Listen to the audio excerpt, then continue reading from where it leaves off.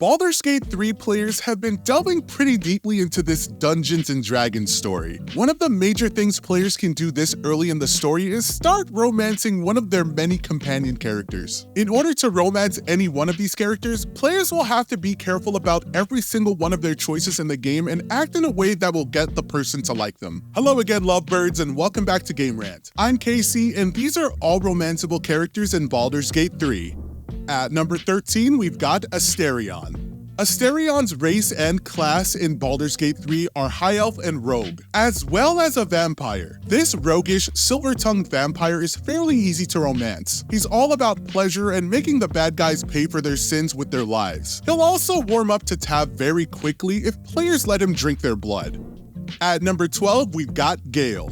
Gail is another companion that will join the player's party in Act 1. Players can find him stuck inside a waypoint around the beach where the Nautiloid crashes. This noble is all about magic, and he's a powerful wizard for Tav to have at their side.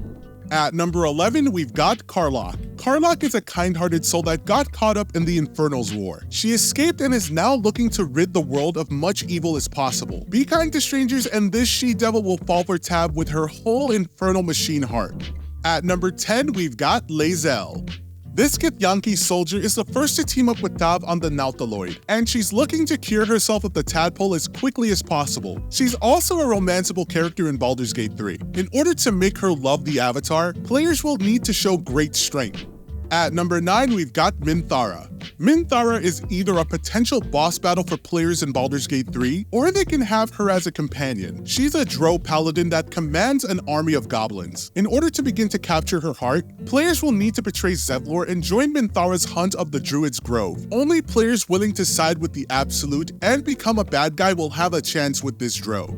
At number 8, we've got Shadowheart. Shadowheart is yet another romanceable RPG character in Baldur's Gate 3 that players meet in the early parts of the story. She is devoted to Lady Shar, a goddess of both pain and darkness. In order to get Shadowheart to love Tav, players will have to work hard to earn her trust and be understanding of her history and her goals.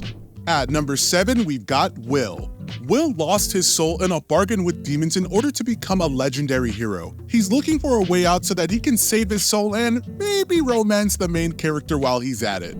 At number 6, we've got Halsin. Halsin is the bear druid that some players may remember from the infamous bear scene that made a splash in the gaming community. Romancing him requires that players side with the druids in the battle with the goblins. Then he'll join the player's party. He's a natural flirt with a lot of charisma, so he might be hard not to want to romance.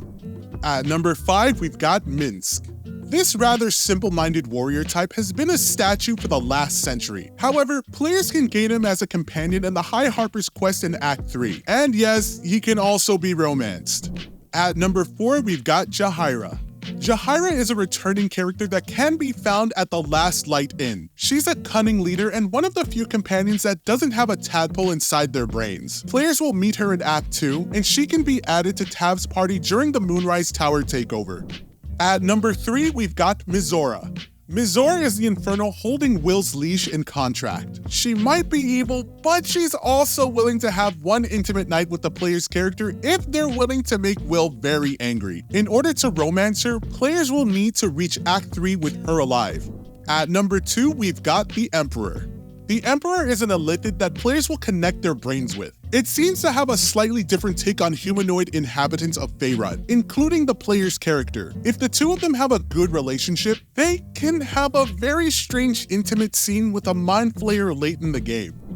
And finally at number 1, the Drow Brothel Workers. Players can just straight up purchase a night with 2 Drow Brothel Workers. The Avatar can have a night of passion with one of the two, or they can go all out and just straight up share the Brothel twins with a companion.